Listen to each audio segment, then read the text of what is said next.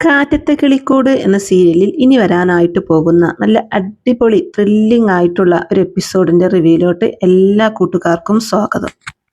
അങ്ങനെ നിധിയോട് മനസ്സ് തുറന്ന് ഭാസ്കരൻ തന്റെ പഴയ കാല ജീവിതങ്ങളെ കുറിച്ചൊക്കെ പറയാണ്. താൻ ഒരിക്കൽ തന്റെ ഭാര്യയെ ഒരുപാട് സ്നേഹിച്ചിരുന്നു. തന്റെ 4 മക്കളുടെ അമ്മയാണ് അവൾ.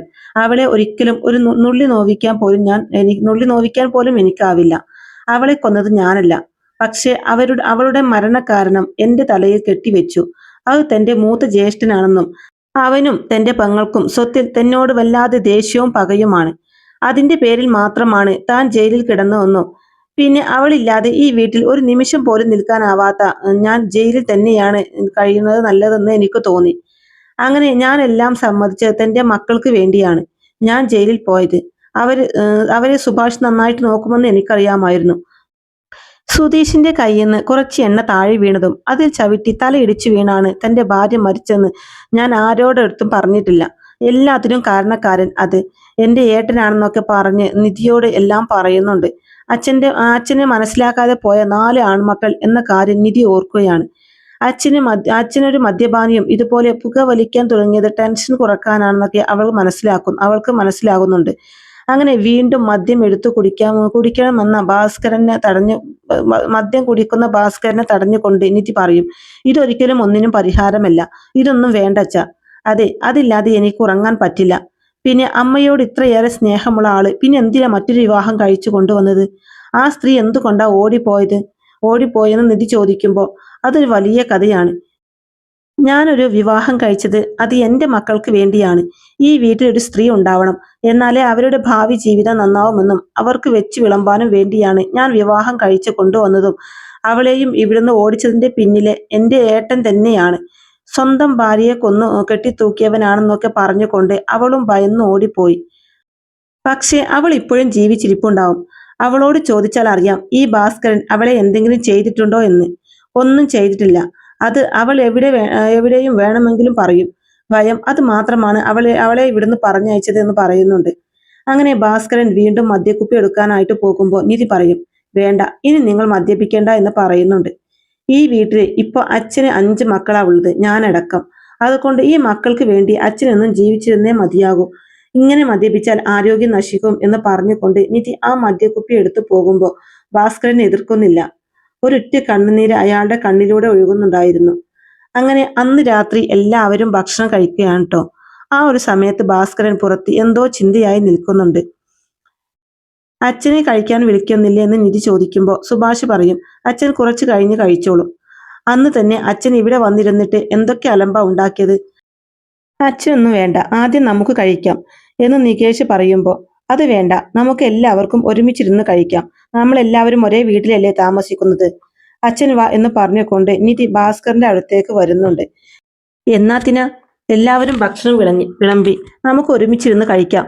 നിങ്ങൾ കഴിച്ചോളൂ, എനിക്കിപ്പോ വേണ്ട. അത് പറഞ്ഞാൽ പറ്റില്ല. നമുക്ക് എല്ലാവർക്കും ഒരുമിച്ചിരിക്കാം എന്ന് പറഞ്ഞ് നിധി വിളിക്കുമ്പോൾ ഭാസ്കറിന് വരാതിരിക്കാൻ കഴിയുന്നില്ല. അങ്ങനെ എല്ലാവരും ഒരുമിച്ചിരുന്ന് ഭക്ഷണം കഴിക്കുകയാണ്. നിങ്ങൾ എന്താ പരസ്പരം സംസാരിക്കാത്തത്? ഞങ്ങളുടെ വീട്ടിലാകുമ്പോൾ മേശപ്പുറത്തിരുന്ന് ഭക്ഷണം കഴിക്കുന്ന സമയത്ത് എല്ലാവരും പരസ്പരം സംസാരിക്കായിരുന്നു. എന്ത് സംസാരിക്കാനാണ്? ഇതല്ലേ അച്ഛന് എന്ന് ചോദിക്കുന്നുണ്ട് കേട്ടോ സുധീഷ്. അതെ, അച്ഛൻ എന്നും അച്ഛൻ തന്നെയാ. ആ ഒരു റെസ്പെക്റ്റോട് കൂടെ വേണം സംസാരിക്കാൻ. ഇങ്ങനെ മാറി നിന്ന് സംസാരിക്കരുത്. യഥാർത്ഥത്തിൽ ഈ അച്ഛന്റെ മഹത്വം നിങ്ങൾ മനസ്സിലാക്കണം. നിങ്ങൾ 4 ആൺമക്കളും അച്ഛന്റെ മഹത്വത്തെ കുറിച്ച് മനസ്സിലാക്കണം. നിങ്ങളുടെ മനസ്സിലൊക്കെ അച്ഛനൊരു കൊലപാതകനല്ലേ? നിങ്ങളുടെ അമ്മയെ കൊന്ന് ജയിലിൽ പോയവൻ അതാണോ സത്യമെന്ന് എന്തെങ്കിലും നിങ്ങൾ ആരെങ്കിലും അന്വേഷിച്ചിട്ടുണ്ടോ? ഇത്രയും വർഷം അച്ഛൻ എന്താണെന്നും അച്ഛനെ കുറിച്ച് നിങ്ങൾ മനസ്സിലാക്കിയിട്ടില്ലേ? എപ്പോഴൊക്കെയോ സുഭാഷേട്ടൻ പറഞ്ഞത് ഞാൻ കേട്ടു. അച്ഛൻ അത് ചെയ്യില്ലെന്ന് എപ്പോഴും ഞാൻ വിശ്വസിക്കുന്നില്ല എന്ന്. അച്ഛൻ അത് ചെയ്യില്ലെന്ന് സുഭാഷേട്ടന്റെ മനസ്സിലുണ്ട്. പക്ഷെ എന്താണ് സത്യമെന്ന് അച്ഛനോട് പോലും സുഭാഷേട്ടൻ ചോദിക്കാൻ തയ്യാറായിട്ടില്ല.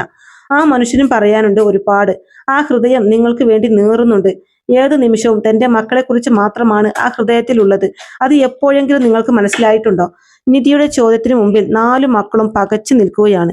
ശരിയാണ്, ഒരിക്കൽ പോലും അച്ഛനോട് ഞങ്ങൾ ചോദിച്ചിട്ടില്ല, മാന്യമായിട്ട് പെരുമാറിയിട്ടില്ല. ഇടയ്ക്കൊക്കെ അച്ഛനോട് നല്ല രീതിയിൽ പെരുമാറുന്നത് സുഭാഷേട്ടൻ മാത്രമാണെന്ന് നികേഷ് ഓർക്കുന്നുണ്ട്. അങ്ങനെ അച്ഛന് ആ സമയം ഇതൊന്നും ശ്രദ്ധിക്കാതെ ഭാസ്കരൻ കഴിക്കായിരിക്കും കേട്ടോ. ഭാസ്കരൻ കഴിച്ചു കഴിഞ്ഞ് കൈ കഴുകി പുറത്തേക്ക് പോവാൻ.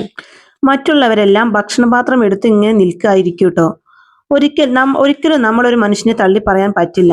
അയാൾ അങ്ങനെ ആവേണ്ട സാഹചര്യം ഉണ്ടായിരിക്കാം. പക്ഷെ നിങ്ങൾ 4 മക്കളല്ലേ, ആ മനുഷ്യന്റെ കരുത്തും തണലും. അപ്പോൾ നിങ്ങളല്ലേ ചോദിക്കേണ്ടത്, നിങ്ങൾ എപ്പോഴെങ്കിലും അമ്മയുമായിട്ട് അച്ഛൻ വഴക്കിടുന്നത് കണ്ടിട്ടുണ്ടോ? നിങ്ങൾ നികേഷിന് മാത്രമേ ഈ കാര്യം ഓർമ്മ ഉണ്ടാവാതിരിക്കത്തുള്ളൂ. പക്ഷെ മറ്റു 3 പേർക്കും ചെറിയ ഓർമ്മയെങ്കിലും ഉണ്ടാവില്ലേ? ആ സമയം സുധീഷും കണ്ണു നിറഞ്ഞു പറയുന്നുണ്ട്, ശരിയാ, അമ്മയുടെ അടുത്ത് ഒരിക്കലും അച്ഛൻ വഴക്കിടാറില്ല. ഇടയ്ക്കൊക്കെ മദ്യപിച്ചു വരുന്നെങ്കിലും അച്ഛൻ അത് പതിവാക്കാറില്ലായിരുന്നു. ഒരു ഭാഗത്ത് പോയി കിടന്നുറങ്ങും, അത്രേ ഉള്ളൂ. സുധീഷും ഇത് തന്നെയാണ് പറയാറ്. ഹരീഷും തന്റെ ഓർമ്മയിലും അങ്ങനെയില്ല. പിന്നെ എന്തുകൊണ്ടാ അമ്മ മരിച്ചപ്പോൾ അച്ഛൻ കൊന്നതാണെന്ന് നിങ്ങൾ വിശ്വസിച്ചത്?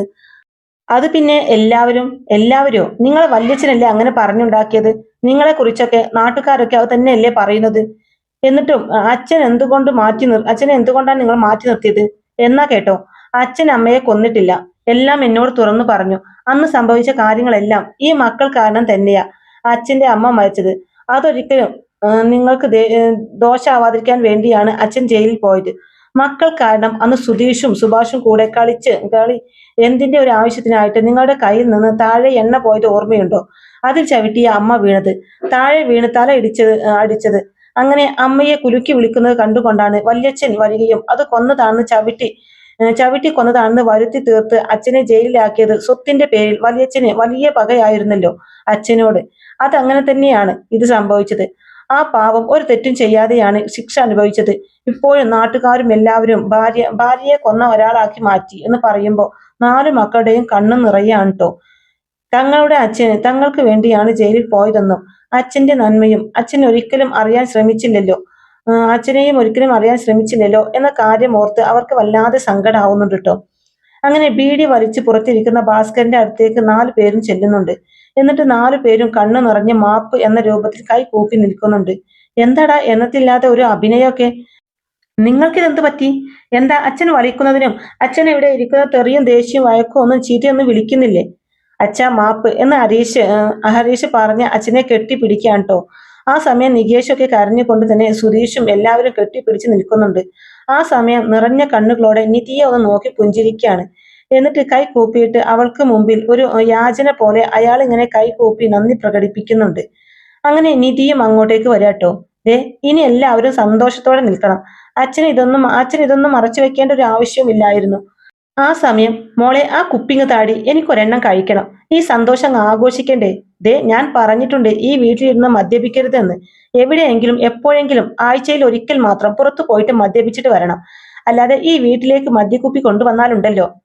ഓ ഉത്തരവേ രാജ്ഞി എന്ന് പറഞ്ഞുകൊണ്ട് ഭാസ്കരൻ മുട്ടുമഴക്കി ആ കാട്ടിലിൽ കിടക്കുമ്പോ എല്ലാവരും ചിരിക്കുകയാണ് കേട്ടോ. അങ്ങനെ ആ വീട്ടിൽ വീണ്ടും പഴയ ആ ഒരു സ്വർഗം തന്നെയായി മാറുകയാണ് കിളിക്കോട്.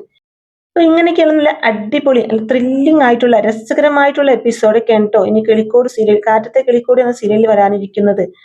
അപ്പോൾ വീഡിയോ ഇഷ്ടമായിട്ടുണ്ട് എന്നുണ്ടെങ്കിൽ വീഡിയോ ലൈക്ക് ചെയ്യാനും ഹൈപ്പ് ചെയ്യാനും, അതുപോലെ തന്നെ ചാനൽ ആദ്യമായിട്ടാണ് കാണുന്നതെങ്കിൽ പ്ലീസ് ഒന്ന് സബ്സ്ക്രൈബ് ചെയ്ത് സപ്പോർട്ട് ചെയ്യാനും മറക്കല്ലേ ഫ്രണ്ട്സ്. താങ്ക്